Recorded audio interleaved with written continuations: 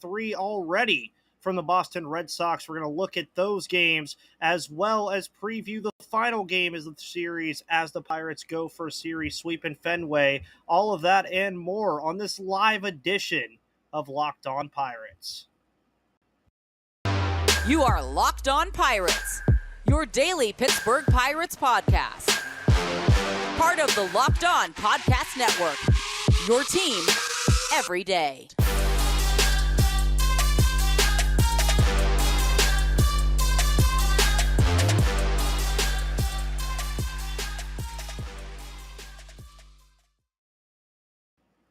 And welcome back to that Pirates podcast, everybody. My name is Ethan Smith, your host of the Locked On Pirates podcast, where it's your team, your Pittsburgh Pirates, every single day here on the Locked On Podcast Network. This is a live edition of the Locked On Pirates podcast. We are live on YouTube and Twitter. So make sure you stop on by and come on in for these live episodes that we'll do every so often for some of these post-game reactions as well that will turn into episodes. And this live episode of Locked On Pirates is brought to you by Game Time. You can find all of your last-minute tickets over at Game Time. It is the best place to do so. So if you want to find tickets for opening day this Friday for the Pittsburgh Pirates, the last minute, you should use Game Time.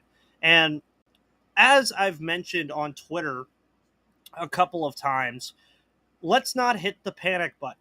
I didn't hit the panic button when they lost 2 of 3 to Cincinnati. It did sting a little bit to lose 2 of 3 to Cincinnati, but boy, has this team really come out of the gates after that and just showcased what they can do, folks. The Pittsburgh Pirates head to Fenway through these first 2 games and realistically, for the most part, have dominated both, I would say. But outside of the first inning of both of these games, the Pirates have just been dominant outside of the first inning. I mean, let's go back to Monday where the Pirates put a 3 spot on Boston immediately and then give up 5 runs from Ji-hwan Oviedo. After that, they scored 1 run the whole game.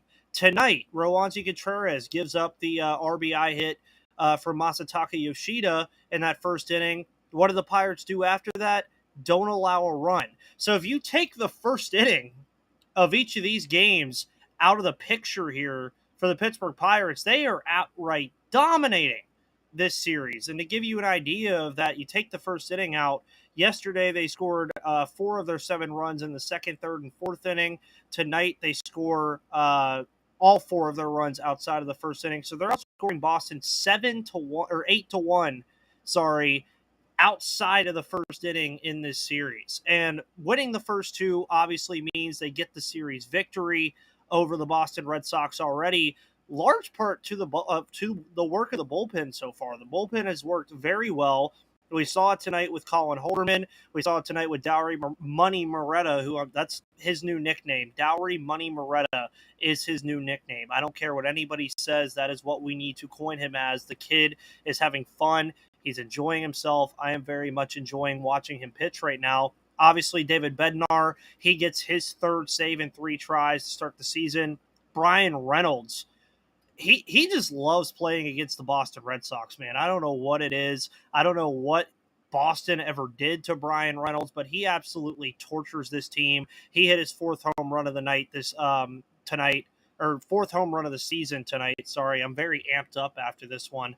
But Bryan Reynolds, man, you guys are going to see my post-game recap over at Inside the Bucks Basement. He's done just great things against Boston. He's homered in 3 straight games against the Red Sox. He has never had 4 home runs in a series in his entire career, so he will be flirting with that tomorrow as long as he plays, which I would fully expect him to in a 135 start. Ji-hwan today as well. Let's talk about him a little bit. Gets his first big league career home run over the monster by literal inches, it felt like. And then that play he had on Rafael Devers, I just felt was a big turning point there, because if Devers gets on base, I think this game turns a lot closer than we wanted it to feel and a lot closer than Pirates fans wanted it to be. And on top of that, I'm going to go to another moment from this game as well, that O'Neal Cruz error that he had where he kind of sped things up when he didn't have to. I was very interested by that. I didn't really know how I felt about that. And on top of it as well, you look at how this team would have reacted to that the last couple of years, that would have been a moment where things would have unraveled for the Pittsburgh Pirates. It would have been a moment where you would have saw this team just crumble in front of our eyes. But here, Roansy, again, was getting out of that inning. He really was going to. And then Dowry Moretta, who I swear has an affection for these kind of things, and Derek Shelton just loves putting him in these high-octane spots, gets out of the jam. He's had 3 appearances, 3 scoreless appearances so far. Jose Hernandez came in and did very good work as well. Colin Holderman looked very good. And then, of course, David Bednar looked good there at the end. There's just been moments with this team through the first 5 games where in that Cincinnati series, you guys heard me and Gary talk about it yesterday on Monday, there were a lot of missed opportunities that the Pirates didn't take advantage of in that Cincinnati Red series. They've turned the page on that now here in this Boston series and have taken advantage of the things that have been given to them. You look at Monday night where Cutter Crawford's getting out of that inning and Devers makes that crucial error on the fly ball at third base. The Pirates take advantage of it and put up a 3 spot in the first inning. You look at the pass ball that Reese McGuire had today. The Pirates get an extra out in that in the second inning. They put up 2 runs and then they come back in the third and add another.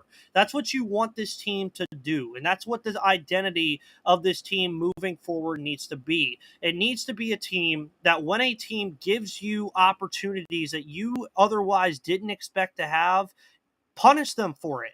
Take advantage of it. And that is something that we have seen in this series. And the Pirates have not really given Boston many of those opportunities. O'Neal Cruz almost did tonight with his first error at shortstop this season. But you look at what this team has done this series, and these are the things that are going to be recipes for success for this team. Getting good starts from guys like Roansy Contreras, who looked phenomenal tonight, picking up the first win of the season for a Pirate starting pitcher. You want starts like this where he should have got 6 innings of work, but again, the O'Neal Cruz error stopped that on the stat sheet. But you want this for your starting pitchers. You want your starting pitchers to go out and have starts like this to take a little bit of the edge off from that bullpen that has otherwise looked really good outside of Chase DeYoung blowing up in that Cincinnati series. This bullpen has looked very good so far. But what is the common trend that we've seen over the past couple of years? We've seen the bullpen kind of start really well, look like a top 10 unit in baseball, and then trickle off because the starters weren't going deep enough. Do we see that again this year? It's way too early to tell, but with starts like this that we got from Roansy Contreras this evening, and even Johan Oviedo yesterday, he struggled in that first inning really badly, but he bounced back in a big way in those following innings to where he put himself in a good situation to still go deep enough to where the bullpen didn't have to really win the entire game. Now, obviously, the bullpen still did it anyway, but it was a very good showing in these first 2 games pitching-wise. And, Dave, we're actually going to get into this in just a second about what I was going to talk about shortly. Dave said, I'm still worried about the Pirates' offense, but I'll take those wins. I'm going to have something on that in just a moment, Dave White. But guys, make sure you check out Game Time. Game Time, of course, is your spot for last-minute tickets. Buying tickets to your favorite events shouldn't be stressful. Game Time is the fast and easy way to buy tickets for all the sports, music, comedy, and theater near you. With killer deals on last-minute tickets and their best price guarantee, you can stop stressing over the tickets and start getting hyped for all the fun you have. Of course, they have flash deals and last-minute tickets, easy to find tickets for every kind of event in your area. Images of seat views, the lowest price guarantee, event cancellation protection, job loss protection, and more. You don't even have to plan in advance. Get them the day of the event because you get exclusive flash deals on tickets for football, basketball, baseball, concerts, comedy, theater, and more. You get images of your seat before you buy so you know exactly what to expect when you arrive, and your tickets can be bought in a matter of seconds. So download the Game Time app, create an account, and use code LOCKEDONMLB for $20 off your first purchase. Terms apply. Again, create an account and redeem code LOCKEDONMLB for $20 off. So download Game Time today. Last minute tickets, lowest price, guaranteed. So, again, Dave, you asked about the offense. And for 4 of the 5 games now, well, I'd say 3 of the 5 because that first Cincinnati series was pretty good offensively as well for that first game, albeit with the pass balls and stuff really benefiting them. You could say 3.5 games. The Pirates have really struggled to get much going offensively. Obviously, tonight, 5 hits, but Ji-hwan and Bryan Reynolds going yard was the difference in this ball game. The thing that I think you're going to eventually see here, Dave, is you're going to eventually see a lot of these guys get their footing under them. Bryan Reynolds obviously has. Ji-hwan has had a solid start to things. Andrew McCutchen's plate discipline has been on full display with 7 walks so far through the first 5 games. Brian Hayes has had moments as well where he's had very good plate discipline and has had very good at-bats. O'Neal Cruz appears to be getting better in the plate discipline department, not going after as many pitches as you would expect him to outside of the zone like we saw last year. Now, is this a recipe for victory all the time? Only getting 5 hits a game in that department where they only get 6 hits in the final game against Cincinnati and 1 run. They had 7 hits and 2 runs on Saturday. That's not exactly the recipe for victory that you want, but if your pitching staff is going to give you what they've given you for the most part in this series outside of the Oviedo first inning, your offense doesn't really need to do much. And that's something that I think is very valuable for this team, is something that this game showed and yesterday's game showed, was that the Pirates, through the first 5 games, albeit super early still, we got still 157 of these bad boys to go, they have different recipes to victory this year. That is something that we have not been able to say in quite some time as Pirates fans.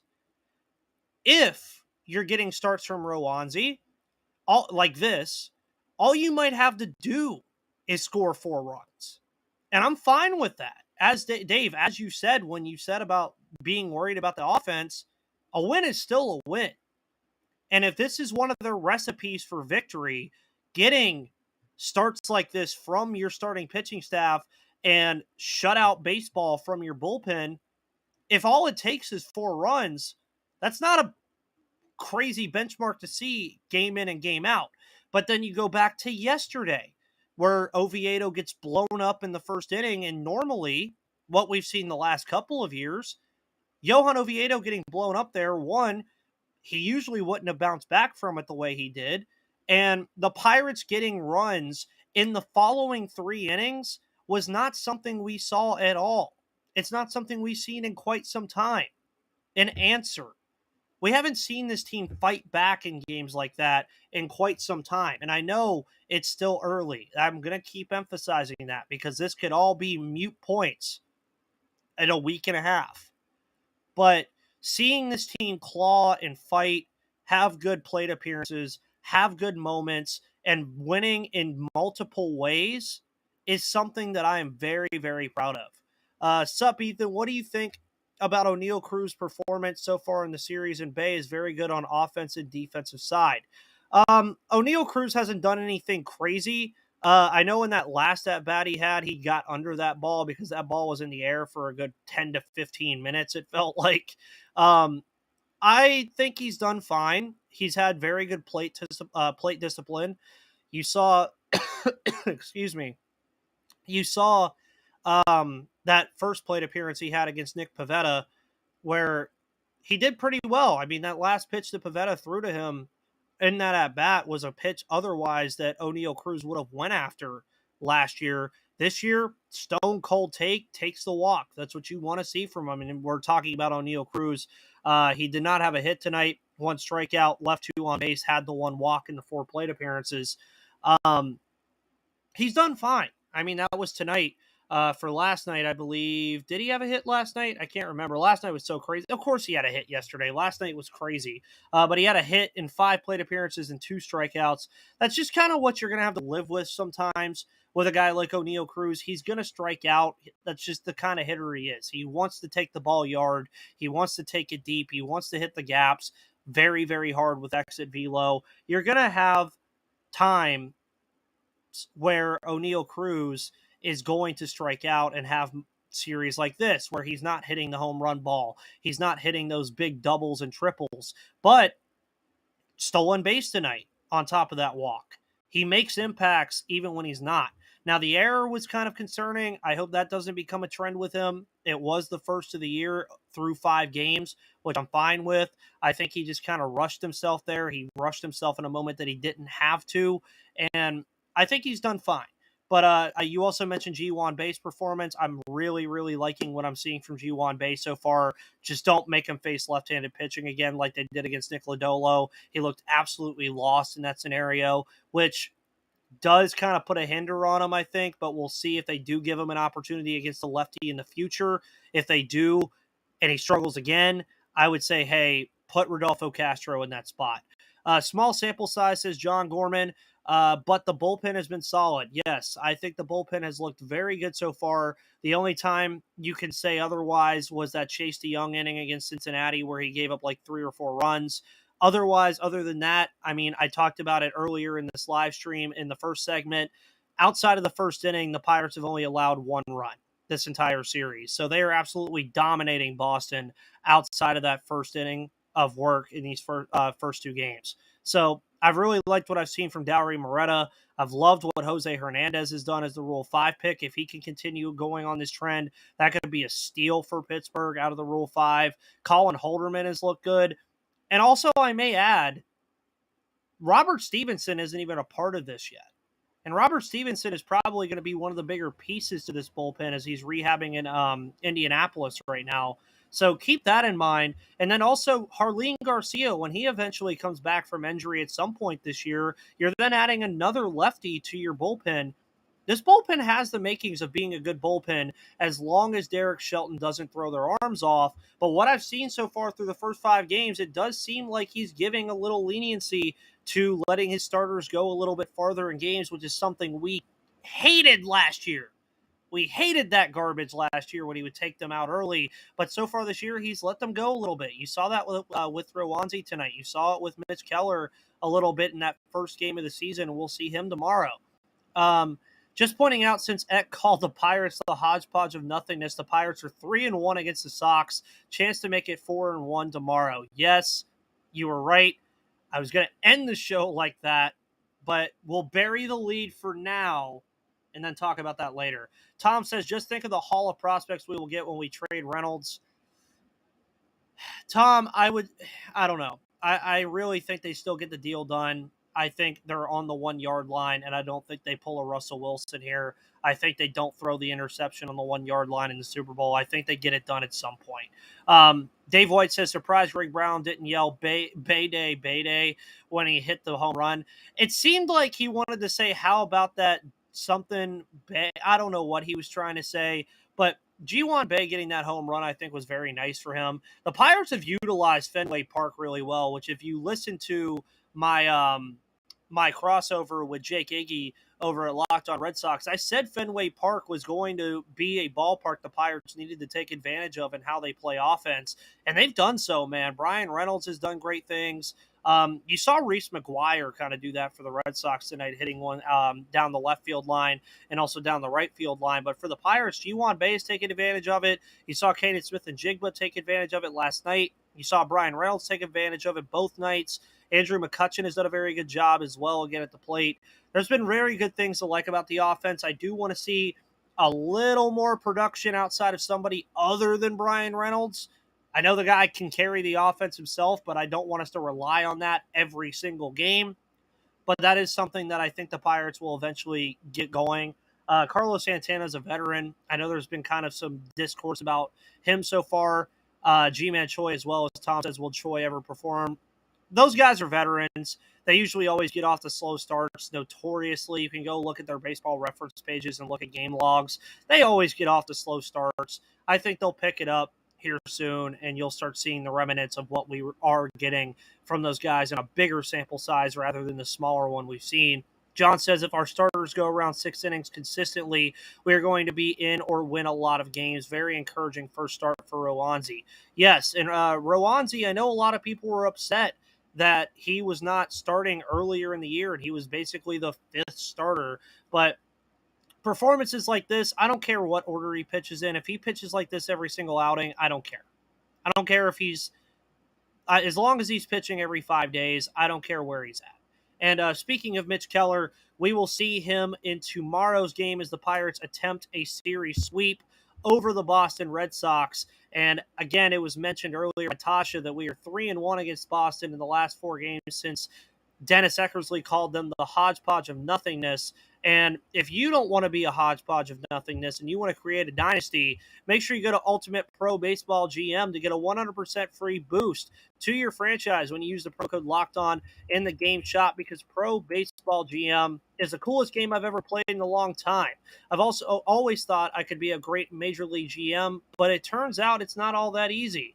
If you've had the same thought and have fantasized about managing your own franchise, go and download Pro Baseball GM immediately. The game allows you to manage every strategic aspect of a franchise, playing through seasons and leading your franchise and fans to glory as you build a historic dynasty while hiring the right coaches and staff, managing team finances, scouting and drafting players, managing through difficult personalities and injuries, and navigating your franchise through free agency and all the ups and downs of a season. All this in a challenging and realistic game world. Ultimate Baseball GM is completely free and playable offline. Play on the go as you want and when you want to. Locked On Pirates listeners get a 100% free boost to their franchise when using promo code Locked On in the game store. So make sure to check it out. To download the game, just visit probaseballgm.com, scan the code, or look it up on the app stores. That's probaseballgm.com. Ultimate Baseball GM. Start your dynasty today. Did you catch that mention, Josh Van Meter, when discussing catchers? Yes, I did. I thought it was pretty hilarious that the Pirates, for the first time since 2011 last year, had 8 catchers, and Michael McHenry was one of those catchers in 2011. But the Pirates, I don't think, are going to have that issue this year, seeing as in a couple months, a certain somebody will be getting the call to Pittsburgh, and his name starts with an E, ends with a Y. So we'll see him pretty soon. But Mitch Keller will get his second start of the year tomorrow. We've made our full way through the rotation through the first 5 games. You look at a preview, Keller, of course, in his first outing, pitched very well for the most part in that first inning where he struggled against Cincinnati. A lot of weak contact that just found the right spots, and then, of course, hit the century mark on pitches and gave up that double to Jason Vossler that would tie the game at the point in opening day. But outside of that, I think if you look past the stat line, Keller did fine in that game. I think he'll do fine here as well. Corey Kluber, much like Keller, had a lot of runs go against him in that first game, but Kluber's runs were against Baltimore, and Baltimore absolutely crushed his stuff that he was showing them. Very interesting from Corey Kluber as well here. He struggles a lot in early parts of the season.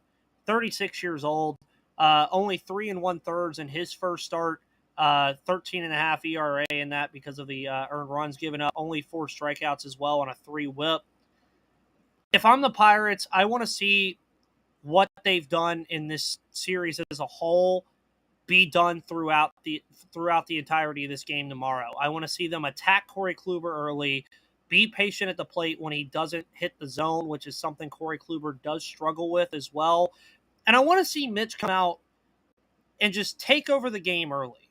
That's what I really want to see from Mitch Keller. I want to see him hit his spots. I want to see that command on the fastball that I know and love that Mitch Keller has. I want to see him take advantage of that. I want that to be a thing that Mitch Keller can be proud of. Go out there in the first couple innings and take control of games. Now, Boston, for all intents and purposes, through those first 4 games of the year against Baltimore, and then that first game against Pittsburgh, the offense has been crazy. And then even tonight, I mean, they held him to 1 run, 4 hits, but there were some very good defensive plays that held Boston off the scoreboard more than what I thought they would have been on the scoreboard. But expect Boston to come back out tomorrow and be very aggressive. But I would use that against themselves if I was Mitch Keller. I would attack them, but, creep some of them out of the zone a little bit. Push them out of the zone, see if you can get some chases, because that's what Roansy was doing tonight with the slider. Roansy had the slider working tonight, fellas. He had that thing all over the place where he wanted it. He had it going. It looked great. And I think Mitch Keller has the opportunity to do that with some of his pitches tomorrow. Just make the hitters uncomfortable if you're um, if you're Mitch Keller against the Red Sox. And this game will kick off at 1:35 Eastern time tomorrow. Obviously, at the time of this live stream being right after the game, we don't have a lineup. We just know that Keller will be facing Corey Kluber. As far as my preview for this game and what I would expect, I'd expect the Pirates to attack the way they have. Try to get at them early, get an early lead for Mitch Keller, let Mitch Keller settle in, go 4 or 5, maybe even 6 innings, give the bullpen a little bit of a break. I think you're going to see Big Z again tomorrow because you didn't see him tonight. I don't think you see Moretta tomorrow. Maybe you do. He didn't pitch that long again tonight. All of his stints have been pretty short. Maybe you see another Jose Hernandez outing, depending on a matchup liability for the Pittsburgh Pirates. There's a lot of things they could do tomorrow with the bullpen. O'Neal Cruz, I think he gets a hold of one tomorrow. I think he's going to go yard tomorrow against Corey Kluber, possibly on his first at-bat. He's been very close to doing so in this series. He's gotten a lot of good contact. He's just been under the ball a little bit. I think he'll do fine. Bryan Reynolds, I would fully expect him to play tomorrow. I don't know if he would take the day off, but I'd fully expect him to play. I think he'll continue his reign of terror against Boston. I think maybe he goes yard again. Anything is possible right now with the way Bryan Reynolds is seeing the ball. And Tom says, let your listeners know that the monthly pass is back this year. $30 gets you a standing room only ticket for every home game that month. Yes, I did see the ballpark pass make a return in 2023. So if you do have access to that for everybody that's listening right now, or if you're listening via audio or the YouTube feed for this episode, make sure you do take advantage of that ballpark pass. $30 a month, standing room only, though, obviously. So if you're not a big stander, you might not want to do it. But the fact that you'd be able to get to go to every single home game in the month of April for $30, can't really beat that. If I was living in Pittsburgh, I'd probably be doing it, honestly. But, of course, this will be the final game before Andrew McCutchen returns home to PNC Park for the first time since 2017 or 2018. I can't remember which year he was traded to San Francisco. But the Pirates look for a series sweep tomorrow against the Boston Red Sox, and the feeling amongst Pirates fans feels a lot different than it did on Sunday. The Pirates, of course, winning 2 of the first 3 against the Boston Red Sox. Make sure you check out my recap of this game at Inside the Bucks Basement. Check out the episode that will be coming out tomorrow after the series is over. Of course, kicking off at 1:35. We'll be live at 1:30 tomorrow for another episode recapping this series and then taking an early look at the Chicago White Sox and what's in store for the Pirates in their first series at PNC Park. My name is Ethan Smith, host of the Locked On Pirates podcast here on the Locked On Podcast Network. Thank you for making me your first listen of the day here on the Locked On Podcast Network. And make sure you make Locked On Fantasy Baseball your second listen of the day. They are doing wonderful things to help you make sure you win your Locked On or your fantasy football or fantasy baseball league. Sorry, I am all over the place. But also make sure you check out the Locked On Red Sox folks, Lauren Weiland and Jake Iggy. They were very good. You could hear how things go from their end. Check out all the Locked On NL Central hosts to know your rival and all of the Locked On Podcast Network feeds for baseball this season. Guys, enjoy the game tomorrow. I will see you after the game tomorrow. Go have a Built Bar. Yes, Tom, I'm going to need one eventually. Guys, thank you so much for tuning into this. Have a wonderful rest of your evening or afternoon, depending on when you're listening. Enjoy the game and go Bucks. And I will see you on the flip side.